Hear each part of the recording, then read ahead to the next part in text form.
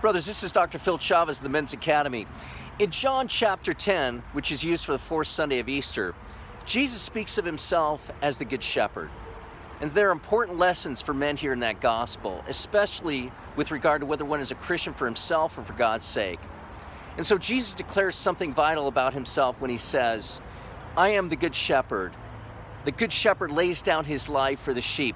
He who is a hired hand and not a shepherd, who is not the owner of the sheep, he sees the wolf coming and leaves the sheep and flees.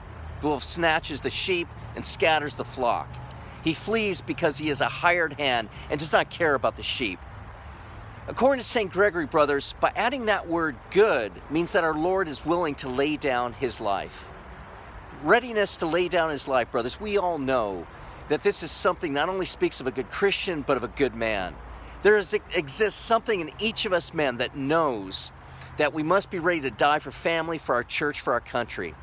And so I'm reminded always by one of my favorite quotes of Martin Luther King Jr. If a man is not willing to die for something, he is not fit to live. And so for men who step out, face danger, and risk their lives, of course, the fear of serious injury or death is always present. But the question remains, is the man good enough to move past his fears, to do what is right, to do what is required? And so sadly, I find this lacking in many men today. Too many are fearful of taking a stand, fearful of risking their lives, their wealth, their well-being. And such a man who avoids stepping it up is not a good leader. He's not a good shepherd. He flees, as Jesus says, because he is a hired hand and doesn't care about the sheep. This man just works for pay.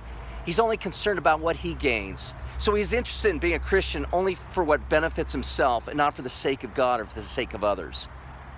So brothers, take care not to be that hired hand. Be the good Christian. Be the good shepherd. Be willing to lay down your life. God be with you.